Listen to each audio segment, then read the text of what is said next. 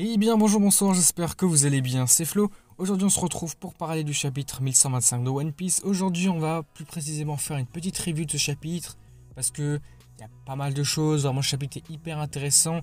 Si vous avez déjà vu les vidéos spoil, résumé complet, vous savez ce qui se passe, c'est vraiment intriguant, hypant à la fois, c'est trop bien. Avant que la vidéo ne démarre, je vous rappelle, si vous voulez soutenir la chaîne, suivez les prochaines vidéos, n'oubliez pas de vous abonner. Et puis c'est parti, donc dans cette vidéo on va voir un peu plus précisément ce qu'il faut retenir, vraiment les informations les plus importantes à garder en tête pour le chapitre suivant et peut-être pour la suite plus globalement. Donc ce chapitre il va démarrer dans un premier temps par une petite partie sur Egghead. Donc on revient sur l'île, on va commencer par voir des agents du Cypher Pole, par exemple Lucci et puis Kaku également.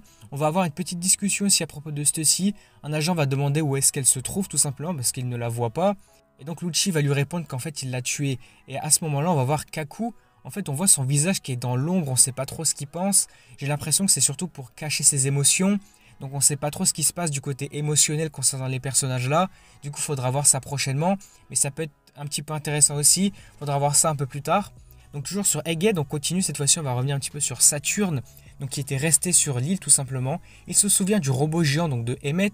En fait, c'était bien lui qui avait attaqué Marie-Joase il y a 200 ans. Donc Saturne, on l'apprend, il avait ordonné à différents scientifiques de le détruire finalement, qu'il ne puisse plus agir. Et finalement, on a pu comprendre que ces scientifiques, ils ne l'ont pas fait. Ils l'ont gardé pour en partie l'étudier et aussi faire des expériences dessus en secret. Ça a été fait dans le dos du gouvernement, ça. Du coup, là, si on essaie de réfléchir un petit peu, en fait, s'il ne l'avait pas fait, s'il l'avait bien tué, s'il l'avait cassé, on va dire ça comme ça, en fait, rien de tout ce qui s'est passé maintenant serait arrivé. C'est-à-dire que il n'aurait pas stocké le haki de Joy Boy, il ne l'aurait pas utilisé sur les Gorosei, ce serait pas parti d'Egghead, ça aurait été bien différent en fait. Et puis même surtout, vu qu'on a pu voir que c'est lui qui détenait le Dendenmushi spécial pour la diffusion du message de Vegapunk, là ça aurait vraiment tout changé, il aurait détruit l'arc Egghead, vraiment il aurait servi à rien l'arc presque.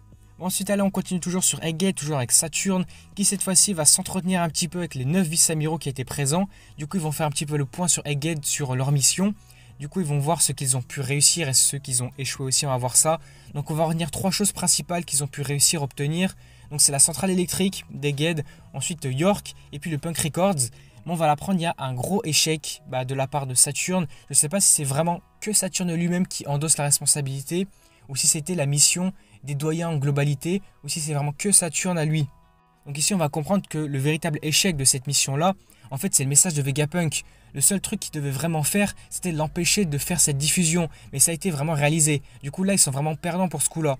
Donc juste après ça, à ce moment-là, on a Doberman, du coup, de la marine, qui va se dire, mais en fait, si son message était vrai, ah oui, là, ça paraît tout à fait logique. Si Saturne est en train de dire qu'ils ont échoué à cause de la diffusion du message de Vegapunk, c'est-à-dire que ce qu'il a dit dans son message était vrai.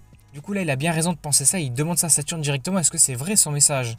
Et donc là, d'un coup, sans même parler, Saturne va le regarder et va le tuer instantanément donc avec ses pouvoirs qu'il avait utilisés au chapitre 1094. Donc un regard direct et il va le tuer d'un seul regard carrément. Et donc là, il y a quand même un point aussi intéressant à souligner, c'est qu'en fait, j'ai l'impression de ne pas comprendre non plus pourquoi il le tue en fait. Parce qu'en le tuant, il se trahit un petit peu tout seul en fait. D'un autre côté, en fait, il aurait pu le laisser en vie pour laisser planer le doute et garder une sorte de mystère. Parce que là, en le tuant directement après avoir dit ça, il valide un petit peu sa théorie et il valide le fait que le message de Vegapunk était réel. On continue toujours sur Egghead, ensuite on aura un petit passage avec York. On va voir donc elle de ses propres yeux, elle va voir le Punk Records qui va se détacher de l'île et il va s'envoler. Mais par contre elle ne pourra pas l'en empêcher, il va réussir à s'envoler donc avec la machine à nuages qui s'était activée. Du coup c'est ciao, le Punk Records il est parti d'Egghead. Donc ensuite là ça va être très important, on arrive au point important de ce chapitre tout simplement. Donc là on arrive à Marie-Joase et précisément au château de Pangée. Donc on va voir les doyens, mais particulièrement Kivala, le chef, le leader des chevaliers divins, qui n'est autre que Garling Figarland. Donc pour l'instant on ne sait pas pourquoi il arrive, ni même les doyens ne savent pas pourquoi il est là. Et on va voir que finalement en fait il va remplacer Saturne en tant que doyen. Il va lui prendre son titre et il va être à sa place carrément en tant que doyen. La seule chose qu'on sait c'est que lui-même le dit, il est venu par l'ordre de quelqu'un. Et donc il a remplacé Saturne, mais on ne sait pas vraiment pourquoi il l'a remplacé déjà. Mais après ça, c'est vrai qu'on pourrait se demander quand même quelques différentes choses. Est-ce qu'au bout d'un moment, par exemple, Shanks, il va se rendre compte de quelque chose? Est-ce qu'au bout d'un moment, il va se dire, mais attends, là, du coup, il y a un doyen qui n'est plus le même, il y a un doyen qui a changé, mais là, c'est Figarland Garling. Enfin, il va pas dire son nom, je sais même pas s'il le connaît d'ailleurs. Mais peut-être qu'il va le voir physiquement à un moment ou à un autre, et peut-être qu'il va se demander, mais est-ce que lui, il fait partie de sa famille, est-ce qu'il se passe quelque chose? Peut-être qu'on aura des informations justement à en tirer concernant Shanks, concernant Garling. Est-ce qu'il pourrait y avoir des choses importantes ou pas sur eux? Ça serait vraiment intéressant de parler un peu plus sur Shanks, ça serait trop bien. Vraiment, ça serait hyper intéressant. Et donc après ce passage sur Marie-Joas tout simplement, on va revenir sur Egghead avec Saturne qui va commencer à avoir des flammes noires et des éclairs noirs tout autour de lui qui vont sortir de son corps carrément, ça va le faire prendre de fortes douleurs carrément. Du coup on va voir juste après ça qu'en fait, à la suite de ça, il va se faire tuer directement par Im. Et donc là je crois que c'est bien la deuxième fois qu'on va voir potentiellement les pouvoirs de Im. On l'avait vu la première fois avec Sabo et puis le roi Cobra quand ils étaient donc dans la salle du trône. Mais là on voit que du coup ça serait les pouvoirs de Im. Il ou elle aurait réussi à tuer Saturne à distance comme ça avec son pouvoir. C'est vrai que c'est très très étrange, hyper hypant, intriguant, mystérieux, hein. Beaucoup de choses comme ça. Mais c'est vraiment intéressant, ça hype vraiment pour la suite d'en apprendre davantage.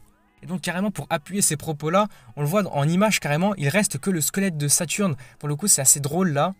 Mais voilà, globalement, RIP Saturne, voilà, un doyen en moins, on va dire ça comme ça. Ensuite, après, on continue le chapitre avec un petit passage au Punk Records. Globalement, en fait, on va voir que les Vegapunk ne sont même pas morts, en fait. Vegapunk est toujours vivant. Parce qu'on va avoir Shaka, Atlas, Pythagore et puis Edison qui vont carrément, en fait, se reformer un corps avec des pièces de rechange. On va le voir ici, il y a des bras, des têtes, des jambes, un corps. C'est n'importe quoi, c'est hyper drôle aussi, hyper fun. Et du coup, on va voir que leurs 4 esprits sont dans ce même corps, ils ont pu se reconstruire comme ça. Mais c'est vrai que finalement on peut se poser la question, est-ce que Vegapunk il savait depuis le début qu'à la fin il allait pas mourir en fait, et que du coup il y a son esprit qui est en partie là encore. Et puis donc après maintenant pour terminer le chapitre on va se focaliser sur un dernier point qui est concernant l'armée révolutionnaire puisqu'on va les voir en fin de chapitre. Est-ce que ça signifierait que potentiellement ils vont enfin agir? Est-ce qu'on aurait enfin du mouvement, quelque chose? Parce que Dragon, faut qu'il fasse quelque chose au bout d'un moment. Bah, surtout Dragon, on l'a pas énormément vu à l'œuvre. Il faudrait vraiment qu'il fasse quelque chose. Hype-nous s'il te plaît, fais quelque chose. Du coup on va terminer ça avec les révolutionnaires. On va voir Koala dans un premier temps qui va résumer le message de Vegapunk pour que tout le monde en apprenne davantage. Et donc ils vont comprendre tout ce qui s'est passé, ils vont faire les liens avec ce qu'ils connaissent, etc. Donc on va voir par exemple que les dragons célestes, donc ils ont été placés au-dessus de Redline pour être en sécurité par rapport à la montée des eaux. Ça, ils comprennent tout ça. Ils se disent aussi qu'en fait ça correspond aussi par exemple avec les constructions de ponts qu'il y avait eu par exemple à Tequila Wolf depuis 700 ans. Du coup on voit que ça va être préparé en fait. Ils ont pris genre des mesures pour contrer ça en fait. Et puis pour terminer, on aura quelques cases avec Dragon qui va se dire qu'ils doivent commencer à agir rapidement pour éviter qu'il y ait d'autres combats entre les citoyens pour protéger leur terre, leur lieu sûr, tout simplement pour survivre. Parce que là, on voit que potentiellement ça va arriver bientôt et qu'il pourrait y avoir de grands mouvements, de grands chamboulements dans le monde. Et donc, est-ce que ça signifierait bien que l'armée révolutionnaire va enfin agir? En tout cas, j'aimerais vraiment, parce que Dragon, il faut qu'il fasse quelque chose au bout d'un moment. On veut le voir à l'œuvre, voir ses pouvoirs, je sais pas, voir quelque chose de lui. Du coup voilà, globalement on aura résumé un petit peu le chapitre, tiré les choses les plus importantes. J'espère que cette vidéo vous aura plu. Si c'est bien le cas, n'hésitez pas donc à liker, à commenter, à partager comme d'habitude. N'hésitez pas d'ailleurs à vous abonner à la chaîne pour soutenir sur les prochaines vidéos si ce genre de vidéo vous intéresse. Et puis du coup moi je vous remercie, n'hésitez pas à me faire part de vos théories, tout ça dans les commentaires. Et puis donc du coup moi je vous dis à la prochaine.